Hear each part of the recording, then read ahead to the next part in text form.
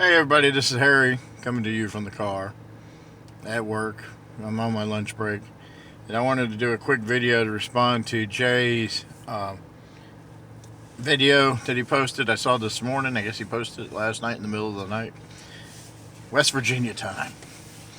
Anyways, his handle is Blu-ray Collector 1971, and he always does haul videos and his favorite films from A to Z. And he posts very interesting photos. And he also contributes to our Facebook Film Appreciation Group. Uh, contributes there, comments on people's photos and or posts, and we do the same with his posts. Now, he made a community chat about streaming, why he hates streaming services or streaming movies, because he's a physical kind of guy.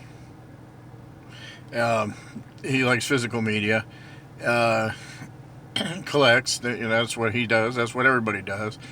Um, in our little group, Mike, James, Ian, we all collect Blu-rays, DVDs, and such. But my thoughts on this is a little bit different from Jay's.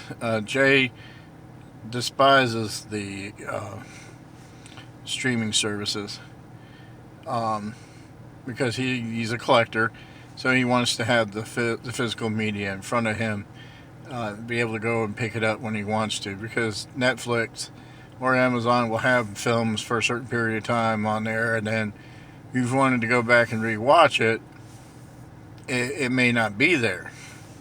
So he doesn't, that's one of the reasons why he doesn't like it. Plus, also the picture quality, or you get buffering if the internet's running too slow, or there's too many people watching the movies, the same movie as you. Maybe it's a new release. I understand all his frustration with streaming.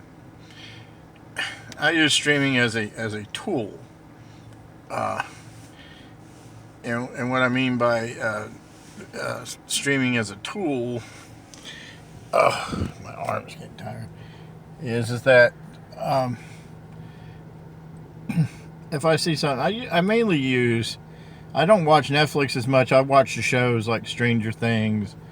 I've been watching Better Call Saul on there, and a couple other shows. That's basically where I watch Netflix. Every once in a while, I'll find a film on there. Like I watched a movie called The Witch. I'll never own The Witch because I'm not a horror fan. I mean, I have horror movies, not newer ones. I have ones that, the older ones. So they come in handy to have it on there so I can watch it. Um, so that's why I do it. But what I mean by as a tool is that I'll watch a movie on there and kind of that I haven't heard before, especially older movies, and see whether it's worth for me to buy the physical media of it. So, case in point, there's a movie called Big Country that was streaming on Amazon Prime. It's a film from the 1950s, 1958. Has a big cast in it. It's a long movie, and I watched a little bit of it during the streaming, and I liked it. And I said, well, I like that movie. I want to buy the copy of it. I want to buy the DVD Blu-ray. So I went out and looked for a copy of it and found it on Kino.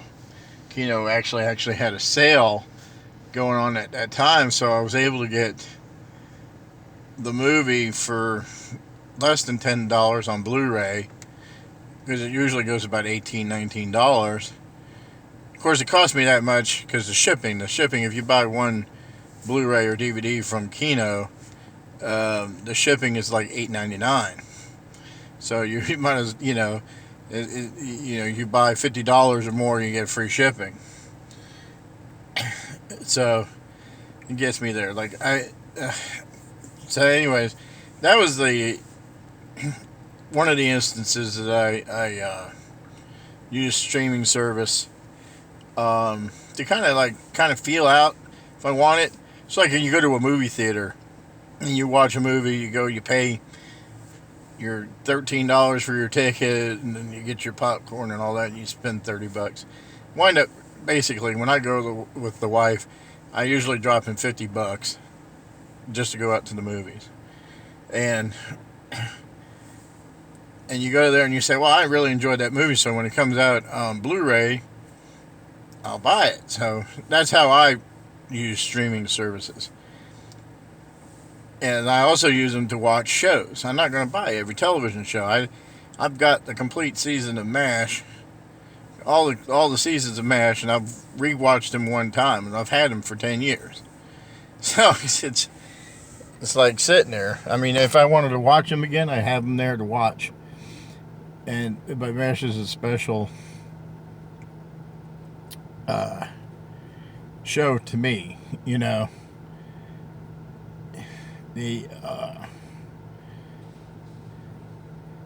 I would prefer to have the physical copy. I can't have everything. The good thing about like Amazon Prime, they have older movies you can't find. They're what you call the public domain films, and I watch a lot of those on there. I stream just so I can have it. I'm a big fan of early cinema, silent films and films from the 30s when they're transitioning from silent to talkies. I'm a fan of that era, the 30s,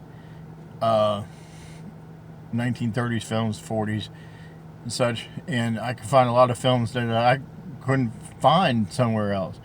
You know, maybe Alpha Video or something like that. So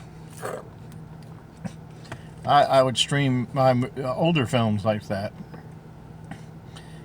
The other thing I do is that I have a daughter who's 9 years old, and at the time I had a bunch of Disney movies. And when she was younger, she would watch these movies a lot of time because I work all the time. And at home, and when she was with her mother and stuff, they would watch Disney movies like Up, Wall-E, stuff. And you know, Disney films on Blu-ray are really expensive. They're not cheap. And then she destroyed these. She would destroy these Blu-rays and DVDs. They're messed up, and no matter how hard I tried to teach her to, when you're done with the movie, put it back in the case and put it back up, I would find the Blu-ray on the other side of the house, not in its case and stuff like that.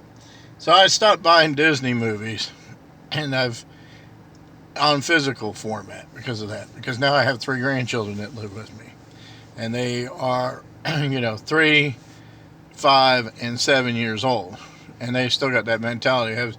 I tell them every time, like, see how when I watch a movie, I take it out of the Blu-ray player, I put it in the case, and I put it up. They don't get that concept. So now I buy Disney films. I have, not all of them, but I bought a couple of them on Amazon Prime. Will they be mine there forever? I don't know. But I know they're there, and I know they can't mess it up. So if they want to watch Coco, they can go to Amazon Prime and watch it. If they want to watch Wreck-It Ralph 2, they can go to Amazon Prime. It's purchased, and they can watch it anytime they want to. So that's where it comes in handy for me because of that. The streaming services, like for the kids, it works out because of how they treat the physical media. I have a fit because I have another grandson who is 2 years old, and he loves getting in that collection. I'll be at work, and I'll come home, and I'll find it, because I have everything alphabetized. They'll be all over the place. I've fixed it several times, but, what can you do? I don't have a big house, and I don't have a room I can lock it in, which I wish I did. So anyways, that's my response to Jay's video chat, and I appreciate him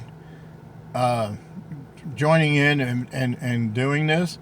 It's good to have another person in there with us to talk about films and what and not just films, but other things too, like streaming services and such. So anyways, thank you for watching. Anybody else wants to participate, please do so. Make a video, comment on Jay's video, and let them know what you think. Thank you. Talk to you later. Bye.